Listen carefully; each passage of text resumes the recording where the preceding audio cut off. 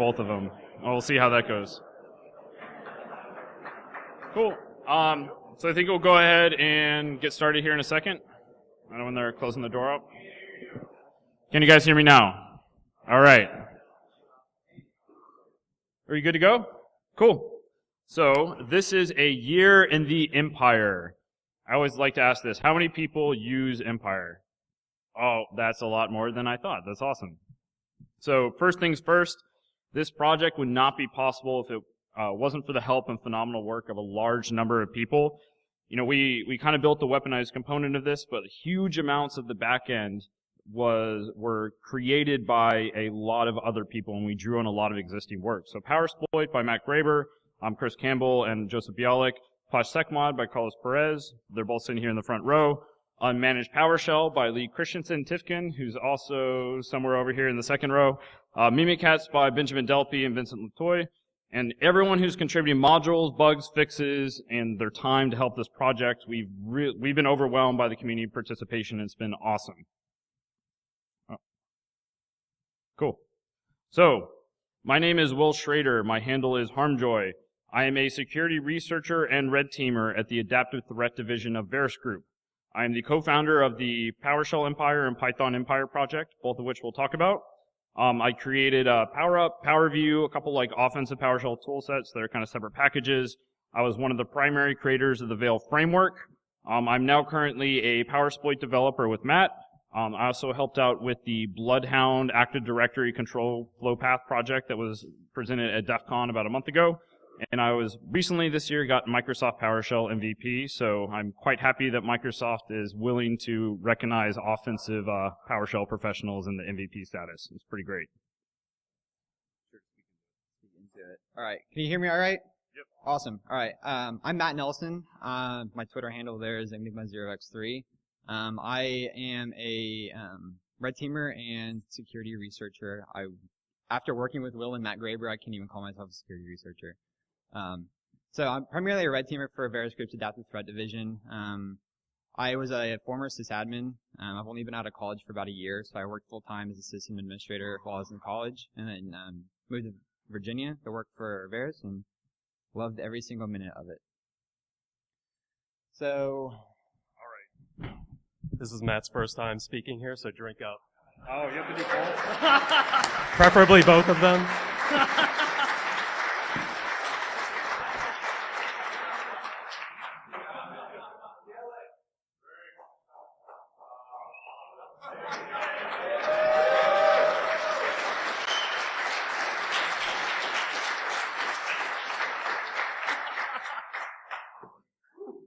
That's disgusting.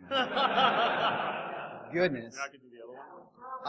I'm not going to be able to speak clearly if I drink that one, so. This is also going to be disgusting. You can keep talking. No. All attention on you. Go ahead. Go, keep talking. Alright, so a short version of what this presentation is going to be about. It's kind of a,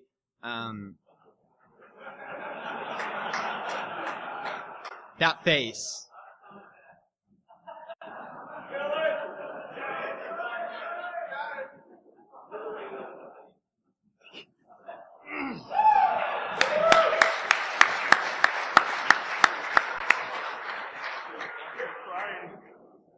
That's horrifying. Back to the show. You good? Yeah, I'm good. All right. I think we'll be okay. So Empire. Empire's been out for not too long. It's made a lot of improvements over the last year or so. We're going to be releasing 2.0 today. It's very beta. So be gentle with the code, more or less. And we're going to kind of... Oh my god, he just iced us. We literally just... Oh, you got iced already? No, Graber just iced us. Don't make us do two. Come on. I'm sorry. It's the rules. It's the rules. Come on, it's the rules. I'm sorry. Oh, God. Does anyone have an opener? Oh, there we go. This one's much warmer than the other one.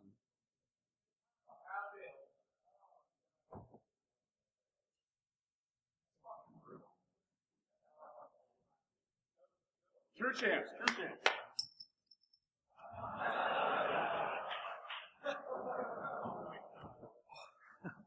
I really am going to vomit.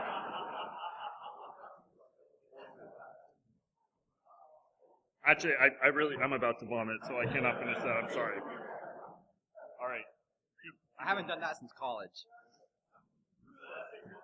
So 6 months ago. All right. Perfect. All right. Let's go. Keep it going. So we're gonna kind of cover some of the motivations for the 2.0 release and some of the integrations. So as some of you might know, there's Python Empire, which is also released at later on. We'll talk about this later. So kind of go over some of the motivations behind that, and then kind of the merge of the two. Then we're gonna go into some demos. Did I break it? Oh, okay. Perfect. All right, so Empire. I'm sure a lot of you, as I saw with all the hands, everybody's pretty familiar with Empire. It's a full-featured PowerShell exploitation framework, and then with the Python Empire, it's the same deal with Python. The core agent was initially built in PowerShell, the agent itself on targets running as PowerShell, and the controller itself was built in Python. It uses a backend SQLite database, all that good stuff. A lot of you are familiar with it, and so we'll just kind of bounce up. And one of the big points with the project was to have a really big UI focus. So we really like to care about tag completion, having a persistent credential store. We basically wanted to build the agent kind of how we operated, and we wanted to build in all the little features and things that we always really kind of wanted in our operational platform. Like, for example, you'll see in the demos like OPSEC safe checks and things like that. So we tried to put a little bit of love and a little bit of details in a lot of the components of the UI.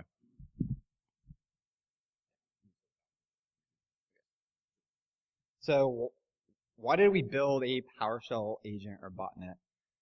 It initially started as a thought exercise. We noticed that there were a lot of offensive PowerShell frameworks that existed. So PowerSploit, at the time Power Tools before it was a merge. So all these different really smart people were creating all these really awesome PowerShell post-exploitation tools, but they're kind of all scattered all over the place.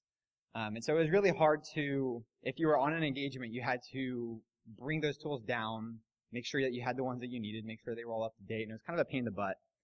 And so the initial idea was to compile every offensive tool set or framework into one centralized location that you can operate with from its own custom agent. And the other primary motivating factor for the creation of it was, in our minds, defenders weren't ready for PowerShell attacks. PowerShell, people were doing all this awesome stuff with PowerShell and all this good stuff, but defenders weren't aware of it. They weren't aware of how capable an attacker can be when they're armed with it. It exists by default, and so every attacker basically had this trusted Microsoft signed binary that they're at their disposal to do whatever they want. And so the goal of this framework was to kind of push that forward and say, hey, here is a fully functional open source rat that implements all this awesome PowerShell tech. Now, people are going to start using it on their pen test and red team engagements, and so defenders can start to be aware and determine how they're going to actually, detect and respond to these attacks. So, yeah, if you can think about it, or if you can imagine it, it's likely already been done. It's kind of the philosophy I like to think of. This isn't groundbreaking. PowerShell rats, I'm sure, existed long before Empire. This is just bringing out into the light, making sure that everybody's aware of its capabilities and make sure that they understand the process for detecting or remediating. Yeah, and so one of the differences we saw was, we've been doing offensive PowerShell components, PowerView, PowerUp, PowerSploit for years.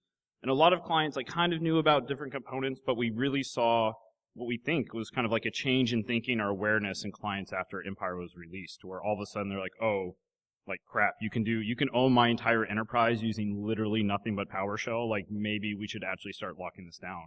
So people started taking it a little bit more seriously after this was released. I don't know if that's coincidental or if hopefully the project had something to do with it, so it had enough publicity, but it really, we'd like to think has done a reasonable job about raising awareness for these types of attacks.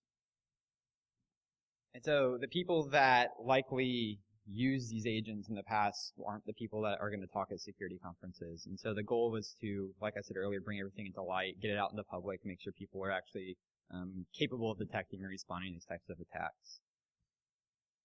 So this is a picture within itself. Jeffrey Snover, who gave the keynote earlier, over there. Everybody is actually hand. Thank you, PowerShell.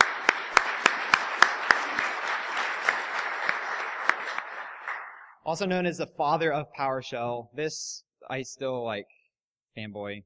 Sorry. It's really cool to see a tweet like this.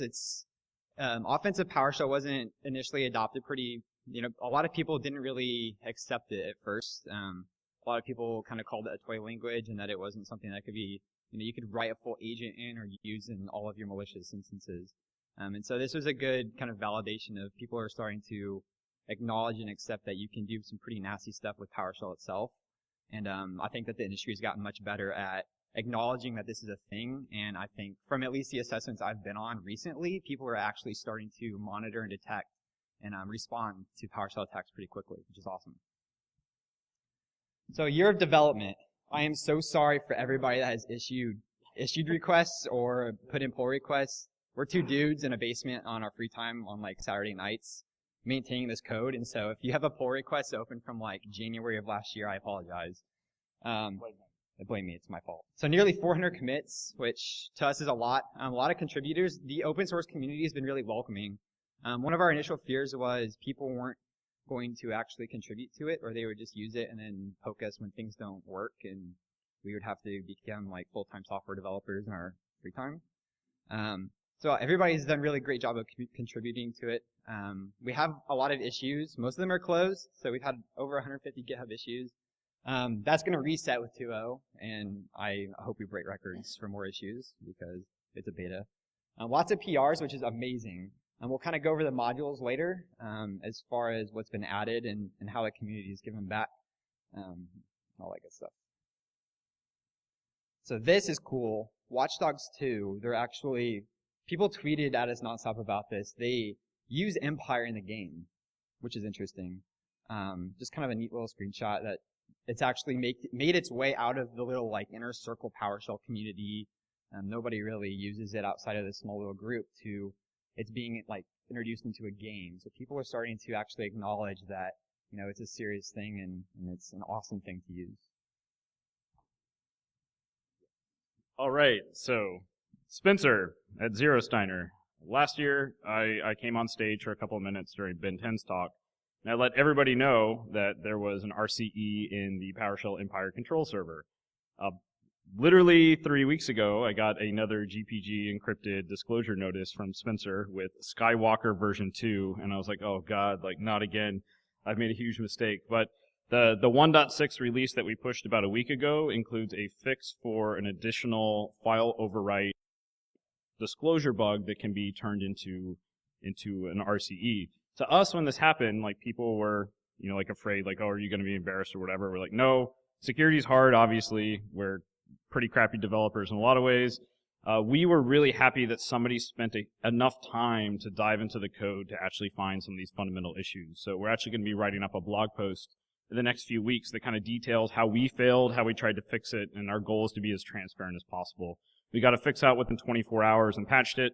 So in the 1.6 branch, this is fixed, thanks to Spencer. And in the 2.0 branch, it's fixed as well. So we just want to kind of own up to all of our mistakes. And we apologize very much for not being more careful. And we're happy that people were responsibly disclosing everything to us. So we've had a lot of questions about this or comments about this where people will say, Empires like PowerShell Meterpreter, it's a Meterpreter replacement. We absolutely do not think that. So again, our goal was almost started kind of like a proof of concept to weaponize a lot of existing PowerShell tech. But we are really big believers in offense and depth. So we use a variety of tool sets. Even though we're heavy PowerShell focused, we don't put all of our eggs in one basket to where we don't want all tool sets to fail in case somebody has like really rigid AMSI and like Windows 10 or whatever else. So Empire has a couple thousand hours of dev time behind it, probably, between different combined parties. Meterpreter and Metasploit has hundreds of thousands of hours behind it. Like, Empire is never going to be Meterpreter, is never going to be Metasploit. Now, we do believe that it has an advantage in the field, and because it's a scripting language, it's much easier for most people to develop modules and, like, modify different components in the field on the fly when you're on ops.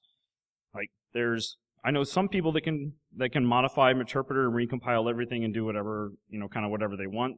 Those are a lot fewer than people that can just modify a scripting language. So to us, it's a tool in the arsenal. We do use it. We also use a variety of other tool sets, but we do like its adaptability in the field. And we'll, tomorrow when I'm talking with Sean Metcalf, I'll show kind of a semi kind of case study example of adapting stuff in the field and building a module kind of on the fly. So all the demos tomorrow at 10 a.m. for the Anatomy of a Corporate Hack will use Empire kind of operationally, while this talk focuses more on kind of the inner workings and new developments.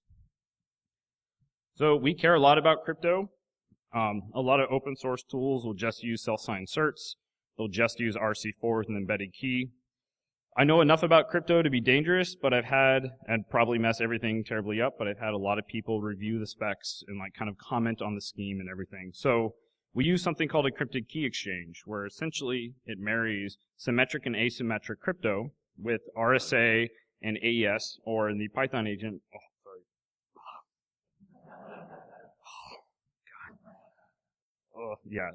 still terrible. It's coming back up. And on the Python side, it uses Diffie-Hellman and Cryptic Key Exchange along with AES. So essentially, there's a pre-shared staging key that is used to exchange a key negotiation stager, so a snippet of code that'll generate a random asymmetric key that then is used to negotiate an additional session key.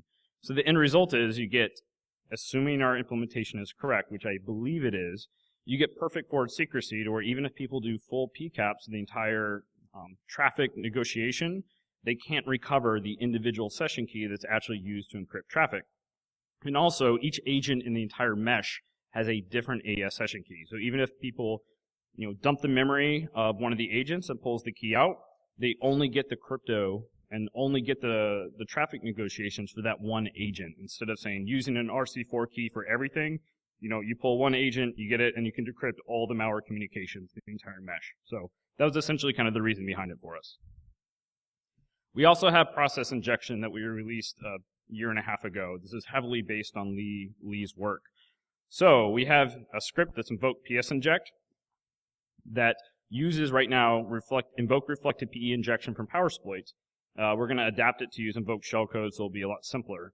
And it'll inject a reflective DLL into your process of choice. This does a lot of magic in the back end that I kind of understand but don't completely understand, so you have questions, ask Lee. And it loads up the common language runtime for .NET into the unmanaged or C, C++ process, so non.NET process. It loads up .NET, and that non.NET process then loads an assembly that lets you run PowerShell commands. So the end result is with a PowerShell script, we can inject a whole bunch of stuff into another process and have it launch up our new Empire stager for process migration. Now again, we don't have, or process injection, we don't have proper process migration, kind of how Meterpreter does it. They do some kind of black magic under the hood to transfer the sessions. So we went with a little bit of the easier route to at least allow injection, which we'll show in some of the demos hopefully. So we had the screenshot last year, we just like it.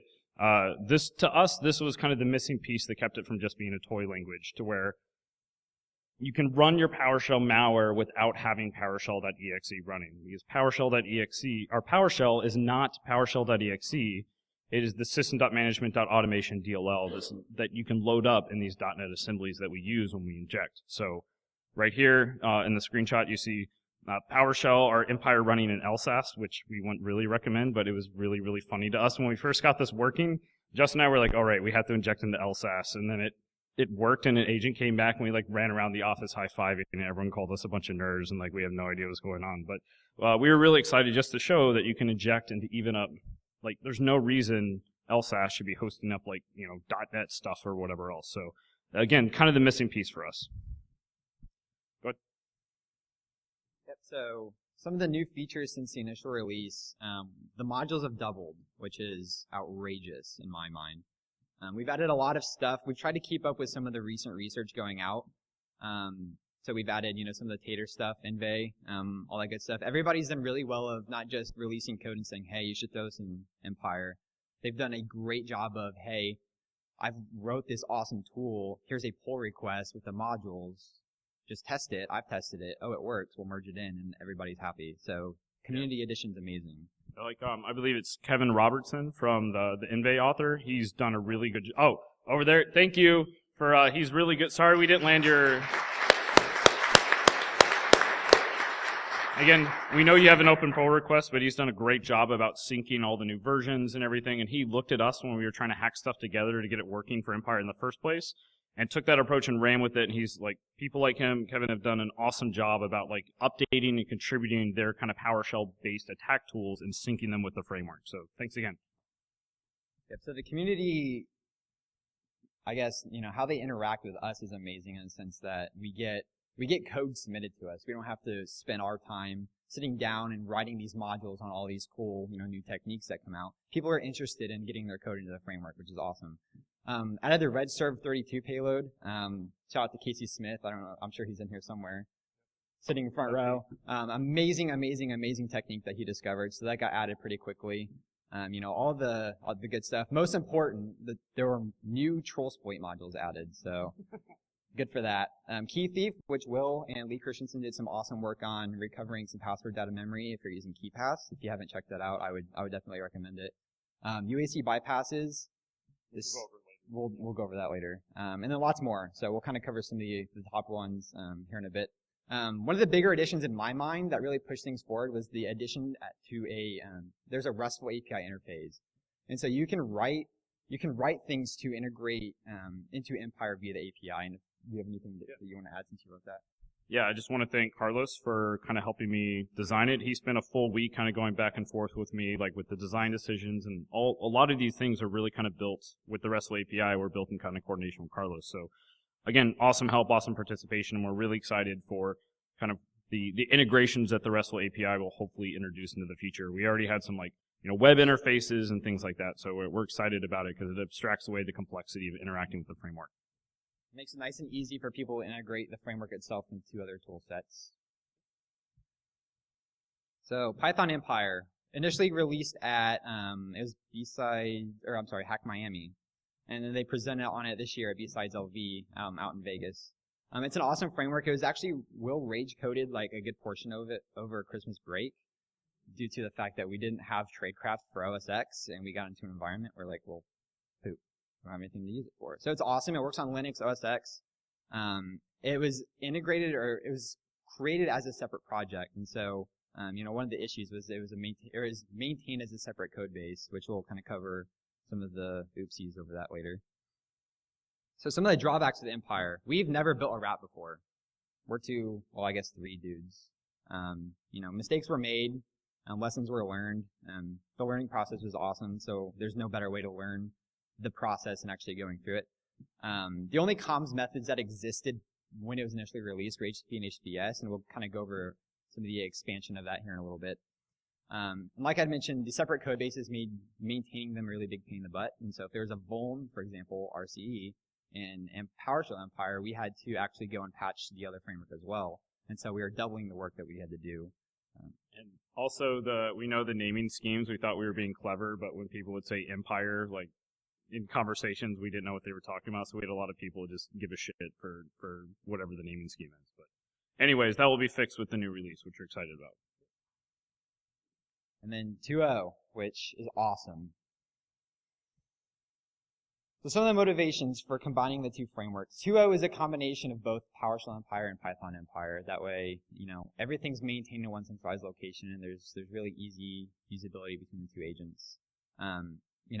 You're not always, on an assessment, you're not only going to run into only Windows boxes or only OS X boxes. So having them integrated into one framework makes it easy, so you don't have to stand up another server with Python Empire running on it if you want to go and hop over to sections that contain OS X or Linux boxes.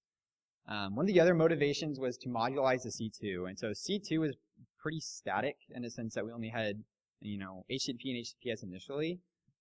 This is going to allow us, 2.0 is going to allow us to expand the actual C2 components pretty dramatically, which I think a lot of people, once they see how to write modules itself for C2, is going to make it really awesome to see what kind of stuff people write, evil stuff.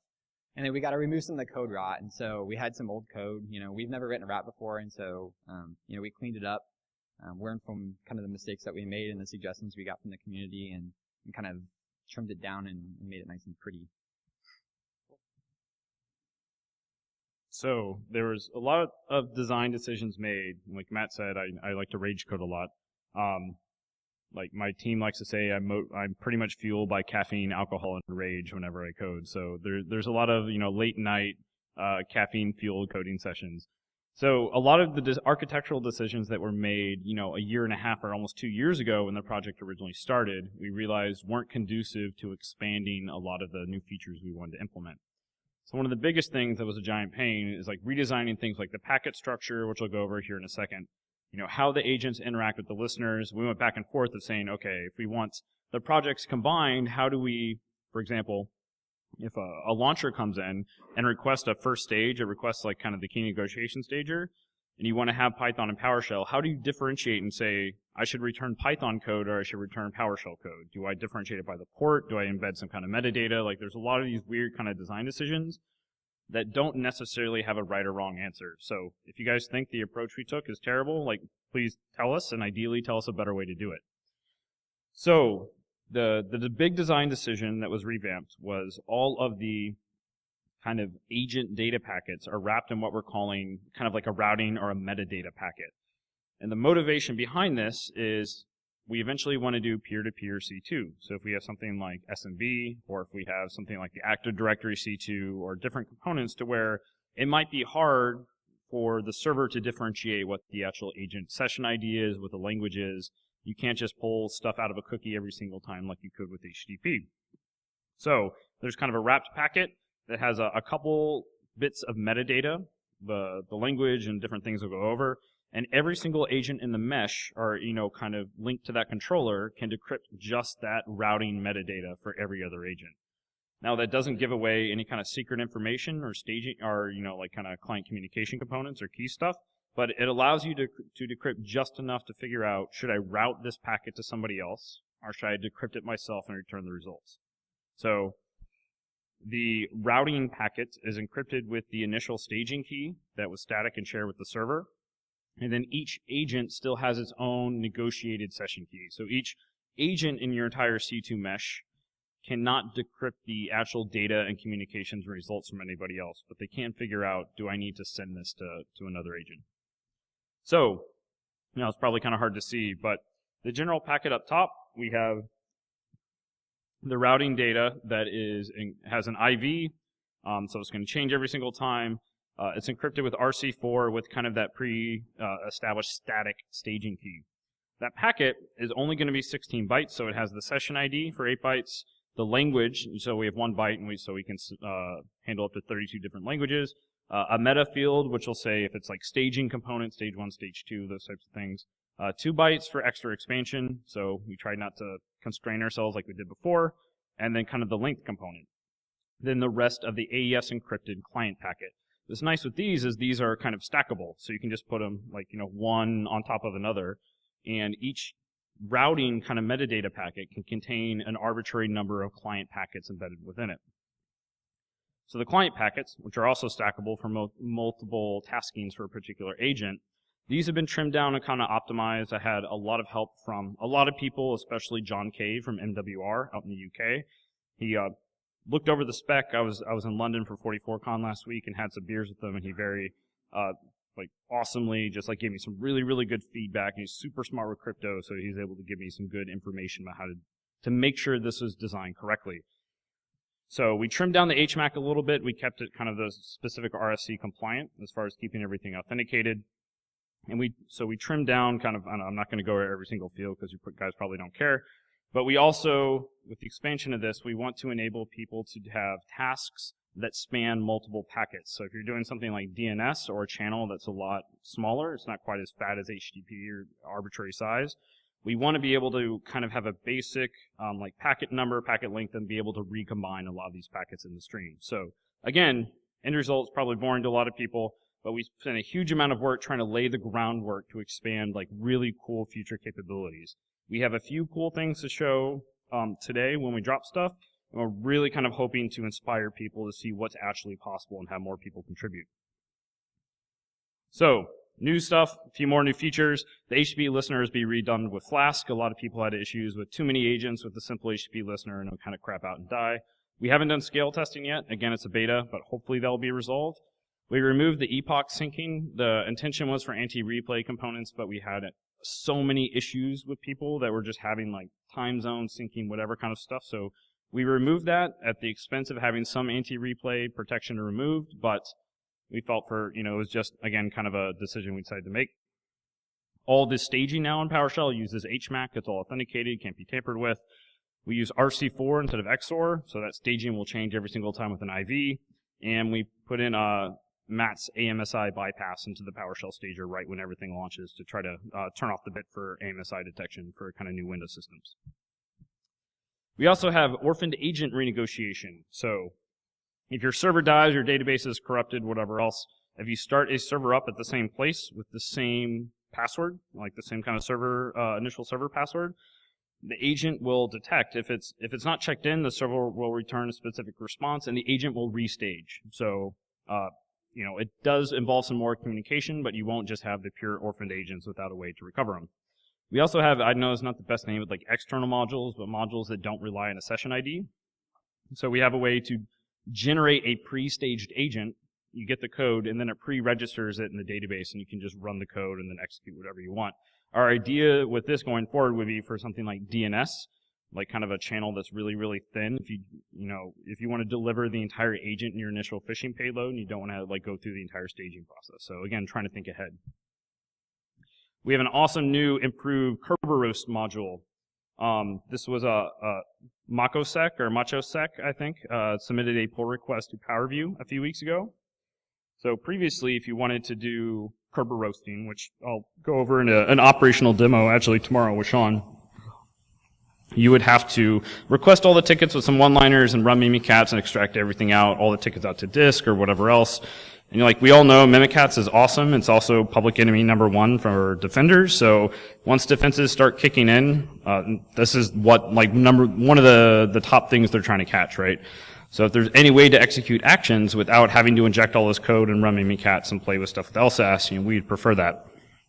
So really simple, like a dozen or so lines of PowerShell, you can request the ticket, pull out just the encrypted part, and then transform it into a format that is readily crackable for John. So you run Kerberos, or you run this get spin tickets. You can specify a username or just all spin tickets you can find. And it dumps out this hash, then you can run with the new updated John to just crack the TGS or Hashcat. So pretty awesome. We just put this in about a week ago. We got to use it, I think, on one op, and it's way nicer, way simpler than it used to be. We also have a Bloodhound module. So it'll execute the Bloodhound ingester, it does the ingestion, gets all the CSVs, which then you can download, and then download, pull back, and throw into your Bloodhound analysis platform. So we've done a huge amount of work with the ingester and with Bloodhound. We know there's a long ways to go as far as the ingester goes. There's scaling issues, memory issues, and all that we're trying to address. But it's at least weaponized in some form in Empire. It will work in smaller environments. In larger environments, you still might have a few issues, but again, it doesn't have the REST API ingestion kind of component, but it'll at least execute it and get the CSVs you can download. Yep, so on top of all that awesome stuff, we added in a few new UAC bypasses. So from an operational perspective, we run into this quite a lot. Organizations haven't quite nailed down the whole don't run as local admin concept for some reason. So it's still a pretty important thing to have around.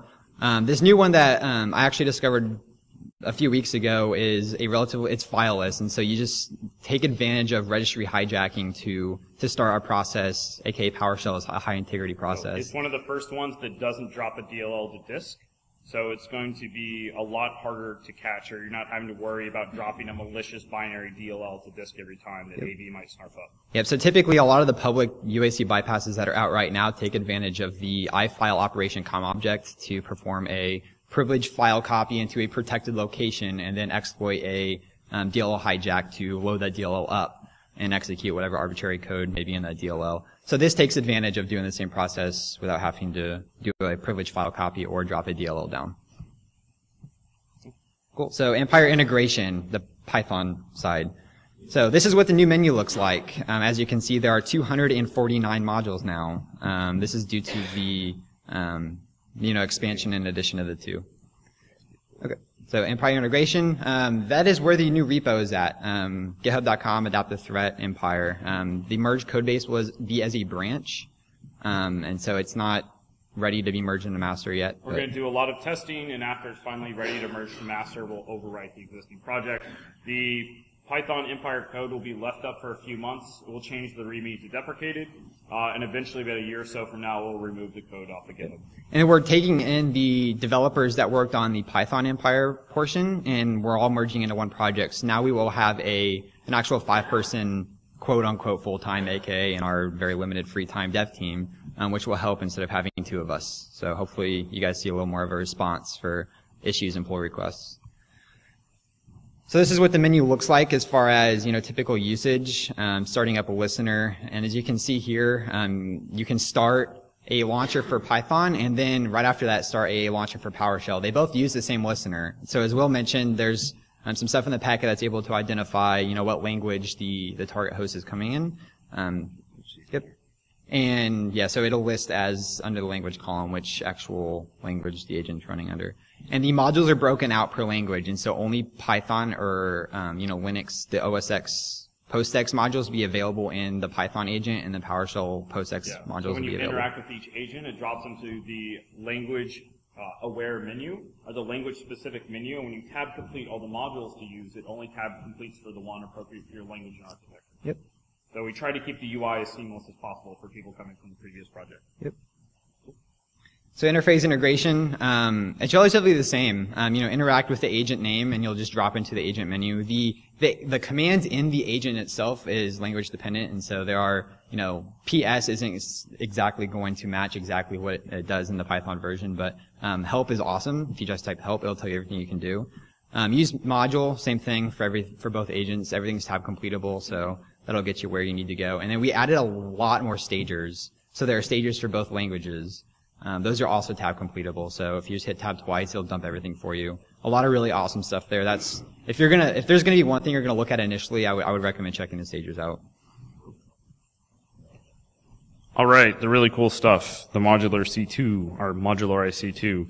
So previously, the listeners were hard to integrate into the code base. So if you wanted to do something like, I want DNS, it would have been extremely, extremely difficult to try to implement all those transports and implement all the communications. Now, the listeners are encapsulated in self-contained modules. You can also drag and drop these. So if you have a private C2 module, one of which we'll demonstrate, you can just take that code and just drag and drop it right into your Empire folder when it starts up. You load up, and you have like a brand new listener transport that you can use. We'll go over kind of the structure of how this will work. For listener modules, at least 2 functions are required. You need the generate comms function, which will generate just the communications functions that are passed into the agent. So like, send packet or get task, like send response, that type of thing. So we'll go over like why this is pretty cool, I think, here in a little bit. And a start. So if you actually have to have a server component, you need a start function, which will start the server side. Oh, and the listeners are responsible for language support. So, Python or PowerShell or whatever.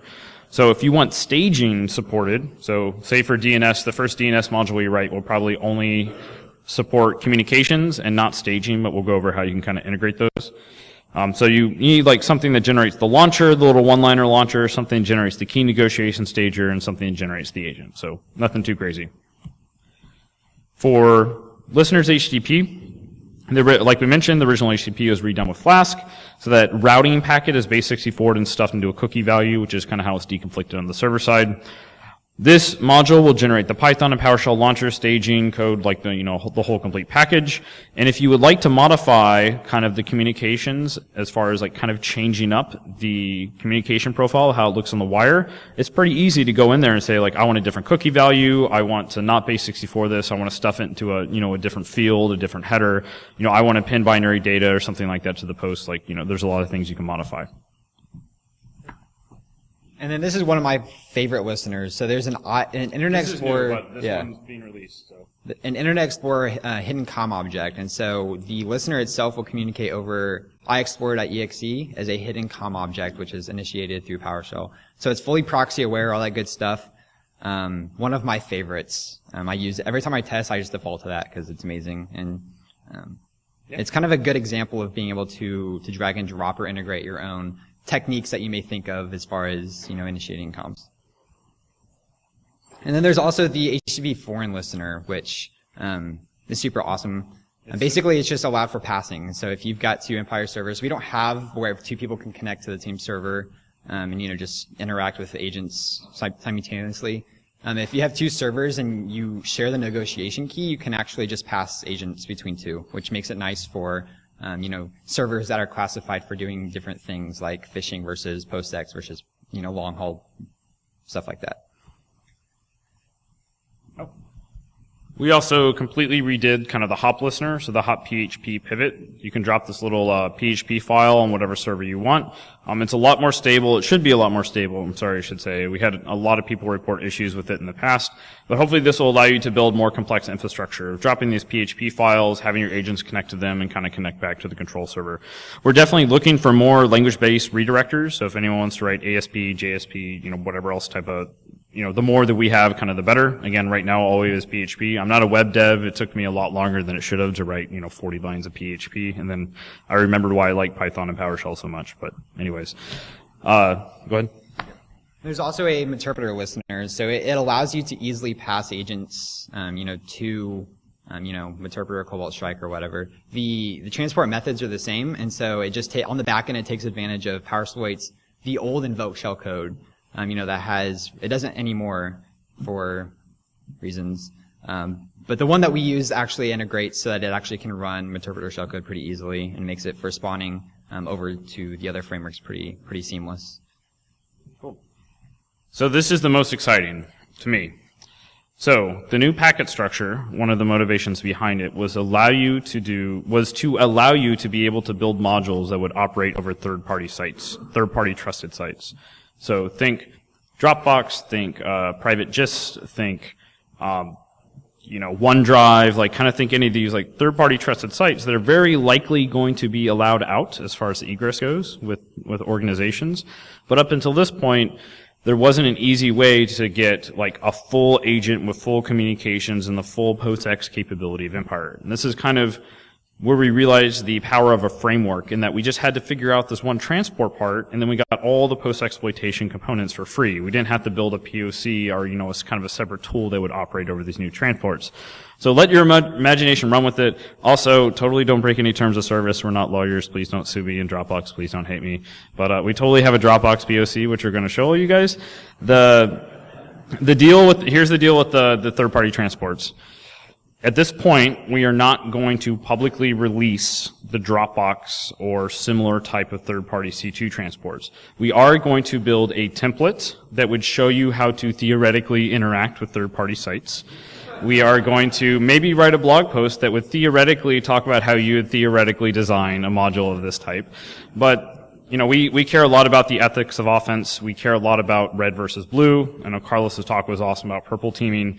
And to us, the line was kind of drawn in that we have a pretty reasonably robust kind of functional post-exploitation toolkit, something that would let anyone download it and then run it through third-party Dropbox sites in a way that probably won't be detected from most blue teams was just slightly over the line for us at this point. We're not saying we won't release it at some point in the future, but for now, it's staying with us, and if anyone submits pull requests for third-party modules, we may or may not accept them, maybe leaning more towards not. So write them yourself. We'll try to show you proof of concept how, but you're going to have to kind of put a little bit of work in.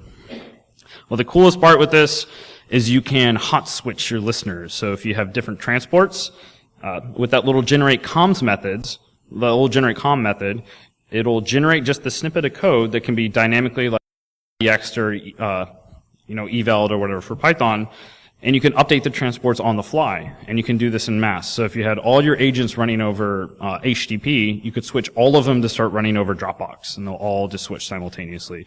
Or you could have certain ones switch from Dropbox to OneDrive to IECOM objects to DNS or whatever transports you have. So there's a management switch listener module which makes this really easy, and we'll kind of demo. And just real quick, I'll do this. In the next few months, we would really like SMB. We don't know if there's a couple POCs from a few people out there that we're going to try to draw from. Matt's starting to work on DNS, laying the groundwork. We know that's a big missing protocol for us. That's a biggie. And I don't know if I'm sure people don't have to shout it out, but if you guys have any other ideas for interesting transports that fit within kind of the architecture that we described, we would love to hear it.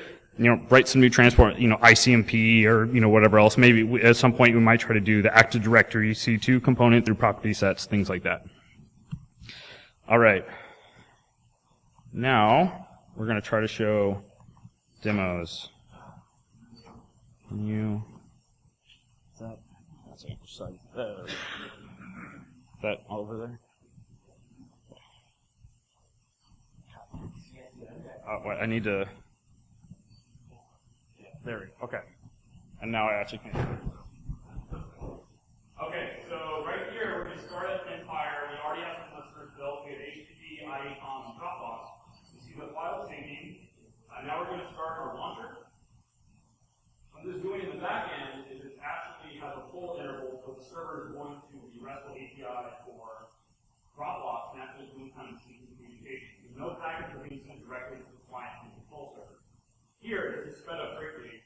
The agent is going to retrieve like the staging log, essentially from the Dropbox folder. It's going to upload the stage 1, and it's basically doing that entire key exchange over the RESTful API of Dropbox. Now we have our complete staged, fully staged over Dropbox agent with Empire. We can pass anything we want. We're going to get the system code and then do a flat line just to prove that we actually have code execution over Dropbox. You see here again, it's saying it's like uploading it to this kind of Dropbox folder and stuff syncing the backend. Now we're going to switch the listener to HTTP to show the dynamic update. So when that agent comes in, it's going to grab or it's going to go up to Dropbox, download the binary log, it's all encrypted, like the same kind of encryption. It's going to update it, switch over to the HTTP listener we have, and then we prove right here that it's switched to the HTTP passing format on the fly. And again, you could do this with all of your agents. It doesn't just have to be one of them. Was that cool? Did people? I thought it was really cool. I was like, clap, come on.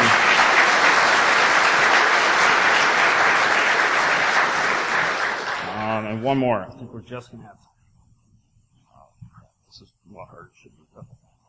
All right. Okay, so this is going to demonstrate the multiple languages. I'm sorry, I don't have the Zoom on this one. I forgot to put it in. We recorded this like an hour ago. We were freaking out. So we have one listener built right here, talking on one port.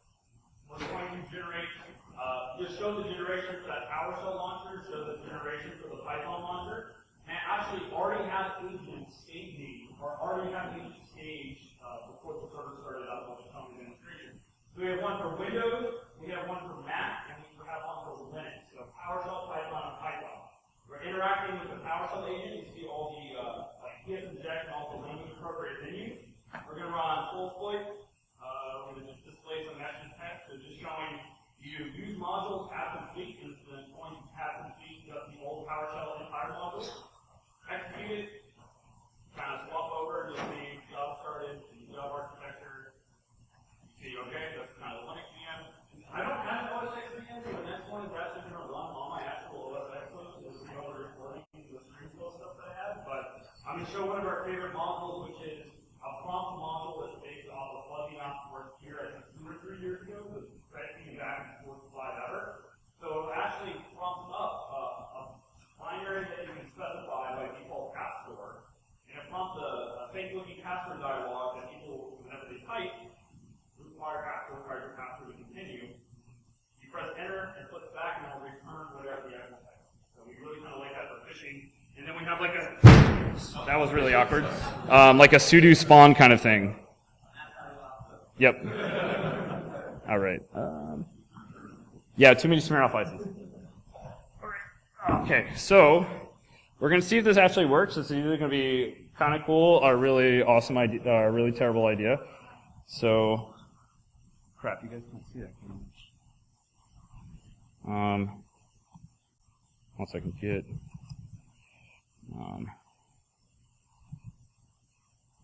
Oh crap. Oh, I don't have the Wi-Fi on. Damn it. Anyways, all right. Yeah, I turned it off. If anyone has any questions while I'm doing this, before I try to push all the code, any questions, we can try to answer them while this is starting up.